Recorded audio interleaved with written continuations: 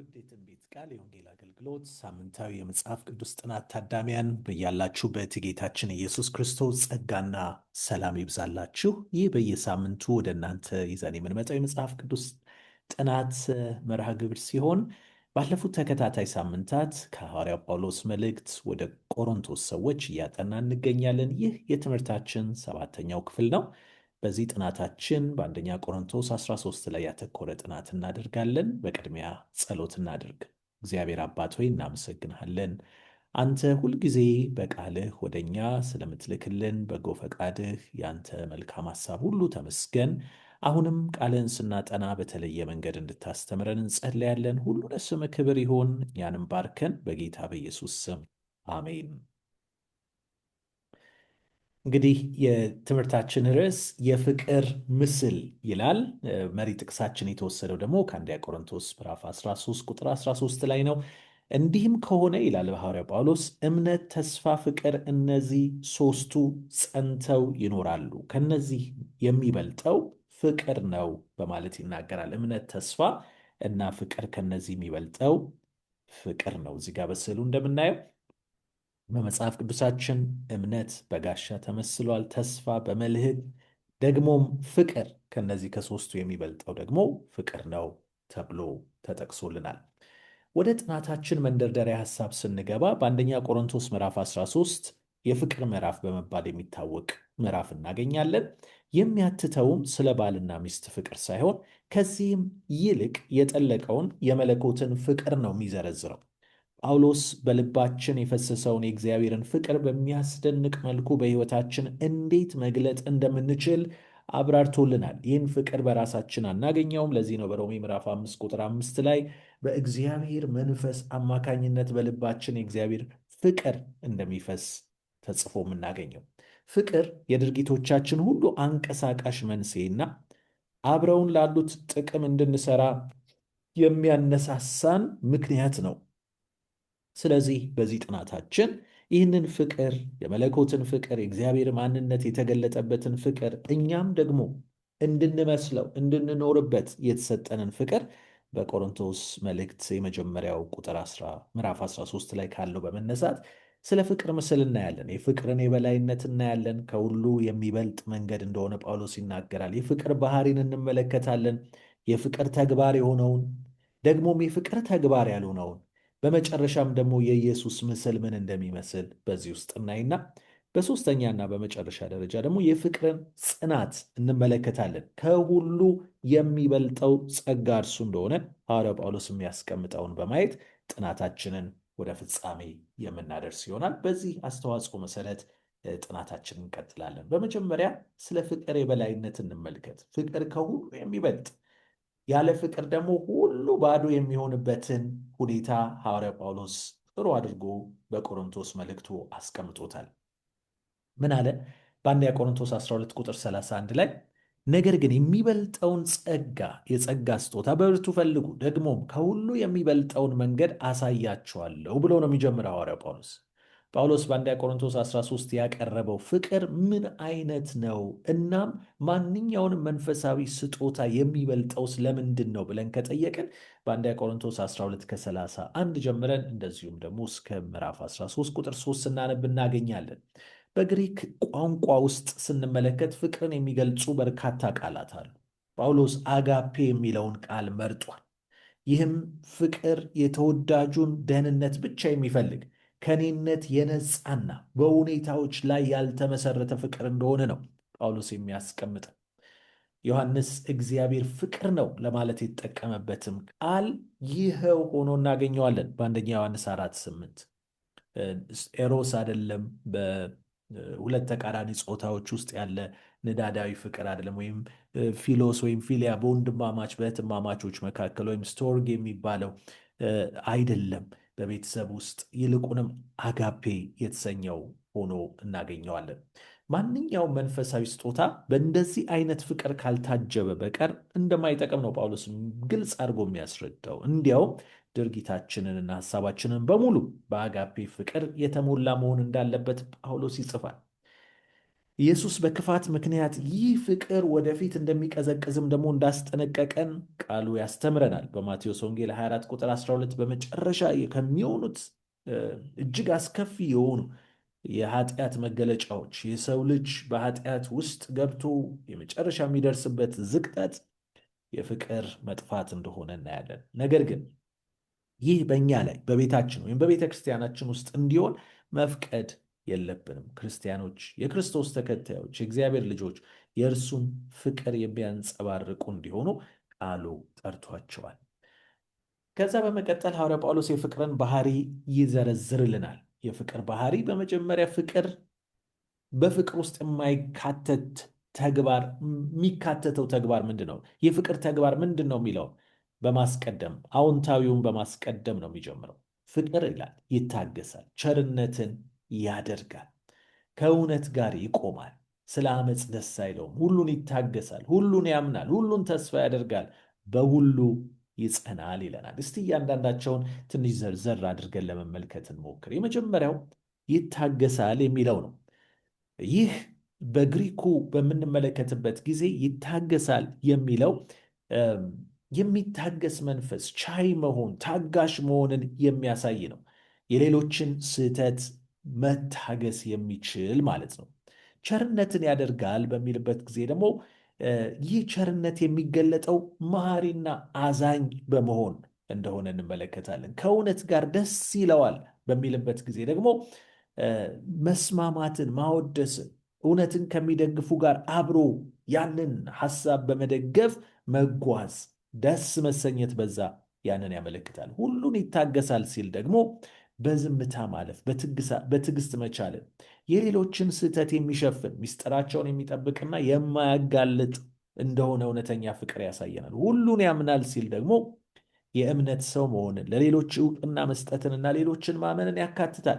ለጥርጣሬ በር ሳይከፍት፣ ላላስፈላጊ ጥርጣሬ በር ሳይከፍት ማመንን እንደሚያስቀድም፣ አጉል ፍረጃ ውስጥ እንደማይገባ ፍቅር በዚህ ተገልጦልናል። በሁሉም ተስፋ ያደርጋል ይለናል።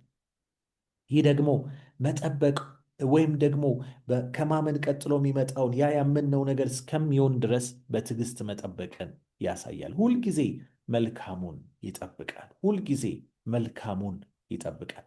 ደግሞ በሁሉ ይጸናል ይለናል። ይህ ደግሞ መቋቋም መቻል፣ መጽናት፣ በጽናት ማለፍን፣ አስቸጋሪ ሁኔታዎችን፣ ፈተናዎችንና ስደትን መቋቋምን ሁሉ እንደሚያካትት እናያለን። እንግዲህ እነዚህ ናቸው የፍቅር ተግባራት። የፍቅር ተግባራት በመታገዝ በመጽናት እንደዚሁም ደግሞ ቸርነትን በማድረግ በዛ ውስጥ የሚገለጹ እንደሆኑ እንመለከታለን። ይህ ብቻ ግን አይደለም። የፍቅር ተግባር ያልሆነም ደግሞ ቀጥሎ ጳውሎስ ይዘረዝራል። ፍቅር አይቀናም፣ አይመካም፣ አይታበይም፣ የማይገባውን አያደርግም፣ የራሱን አይፈልግም፣ አይበሳጭም፣ በደልን አይቆጥርም፣ ስለ አመፃም ደስ አይለውም ይላል። አይቀናም የሚለውን ጠጋ ብለን ስንመለከት ቅናት እንደሚነድ እሳት ሆኖ ሌላውን የሚያጠፋ ነው። የሌሎችን ስጦታ ወይም ችሎታ አይመኝም። አይመካም የሚለው ደግሞ ጉራን ወይም መመካትን፣ በሌሎች መሞገስ ያለመፈለግን ወይም ደግሞ የሌሎችን ሙገሳ ብቻ ፈልጎ ያለመስራትን ነገር ያሳያል። አይታበይም ሲል መኮፈስ ወይም ደግሞ ራስን ከፍ ከፍ አድርጎ ማሳየት፣ እኔን ብቻ ይሁኝ የማለት ነገር ውስጥ አይገባም። የማይገባውን አያደርግም። ያልተገባውን ማድረግ ማለት በማህበራዊና በስነ ምግባር ስርዓት ውስጥ መልካም የሆነውን ነገር አይጥስም። ፍቅር የራሱን አይፈልግም ሲል ደግሞ ራስ ወዳድነት እንደሌለበት፣ ጥቅምን፣ የራሱን መብት ብቻ በማተኮር የሚሰራ እንዳልሆነ ከዚህ እንረዳለን። አይበሳጭም። በቀላሉ በሚሆነው ነገር አይበሳጭም።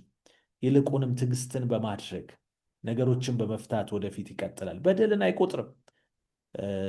ይህን ተደረግኩኝ ብሎ አይዘረዝርም። በደረሰበት በደል ይቅር ብሎ ይተዋል። ደግሞም በአመፃ ደስ አይለውም። ሐሴትን ማድረግ በአመፅ አይችልም። ክፋትን ይጸየፋል። ክፉን ስራ ይርቃል እንጂ ወደዛ ሄዶ ያንን ከፍ ከፍ አያደርግም። እንግዲህ እነዚህ ናቸው የፍቅር ያልሆኑት ተግባራት። እንግዲህ የኢየሱስን ምስል ደግሞ ስንመለከት ጌታችን ኢየሱስ ክርስቶስ ይህን ፍቅር እንዴት ነው የገለጠው ወደሚለው ስንመጣ እኔ እንደወደድኳችሁ እርስ በርሳችሁ ትዋደዱ ዘንድ ትእዛዜ ይህች ናት ይላል ዮሐንስ ወንጌል ምዕራፍ 15 ቁጥር 12 ላይ። አዎ ጌታችን ኢየሱስ ክርስቶስ በእርግጥ ታግሷል። ያ ሁሉ መከራ፣ ያ ሁሉ ጭንቀት በእሱ ላይ በሚደርስበት ጊዜ በትዕግስት አለፈው። ሲመቱት፣ ሲሰድቡት፣ ሲያላግጡበት ጌታችን እንደታገሰ እናያለን። አዎ ቸር ነበረ ጌታችን፣ ለተቸገሩት ሁሉ ያዝን ነበር። ይህ የፍቅር ባህሪ በጌታችን ተገልጦ እንመለከታለን። በእውነት ደስ ይለዋል። በእርግጥም እሱ ራሱ እውነት ነው። እውነትን በግልጽና በትክክል ያስተምር ነበረ። ሁሉን ይታገሳል። በእርግጥም ጌታችን አመፀኞችን ብቻ ሳይሆን ደግሞም በኃጢአት የወደቁትን ሁሉ የሚታገስ አምላክ ነው። ኃጢአተኛዋን ሴት አልፈርድብሽም ሂጂ ብሎ ይቅር ሲላት እየታገሰ ነበር። ጌታ ሁሉን ያምናል። ጌታችን ኢየሱስ ክርስቶስ የዘኬዎስን ቸርነት አምኖ ነበር። ና ወደ ቤት እንሄዳለን ብሎ የጋበዘው ሰው ሁሉ የሚሸሸውን የሚጠላውን፣ እርሱ ግን አምኖ እድል ሰጠው።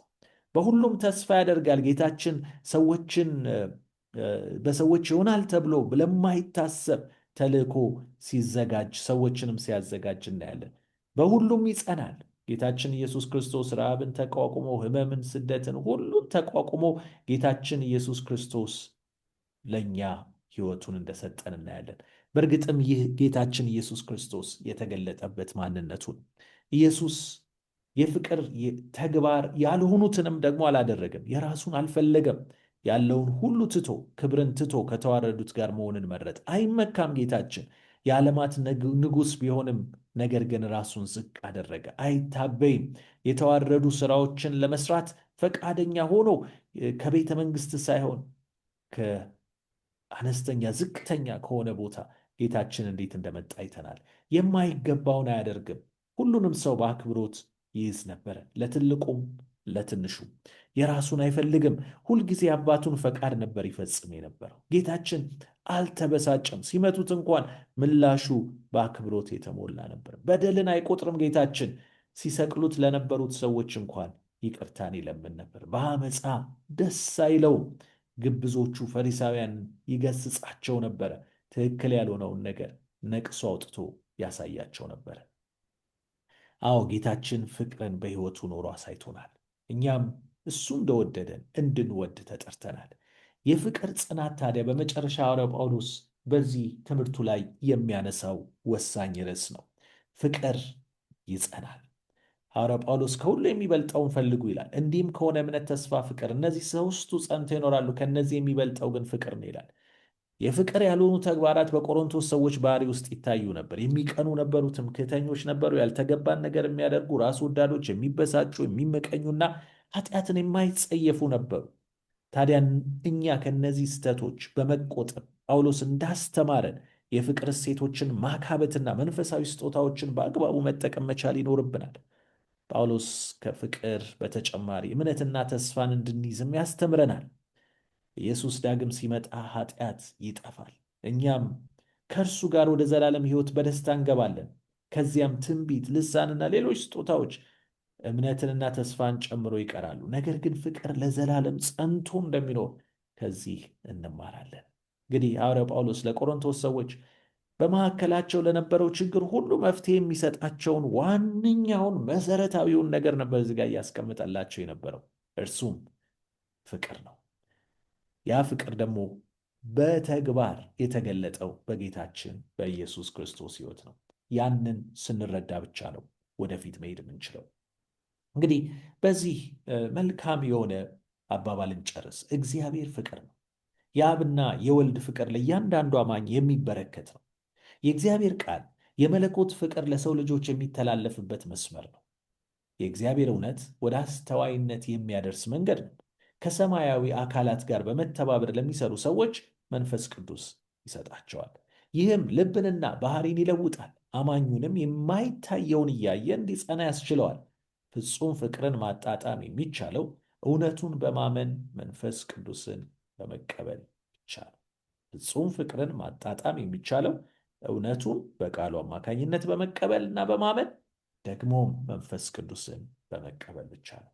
እንግዲህ እውነቱን በማመን እግዚአብሔርን ቅዱስ መንፈስ በመቀበል የእግዚአብሔርን ፍጹም ፍቅር አጣጥመን ያንን ፍቅር ደግሞ ከኛ ወደ ሌሎች ማስተላለፍ እንድንችል እግዚአብሔር በጸጋ ሁላችንን ይርዳን። ጌታ ይባርካችሁ።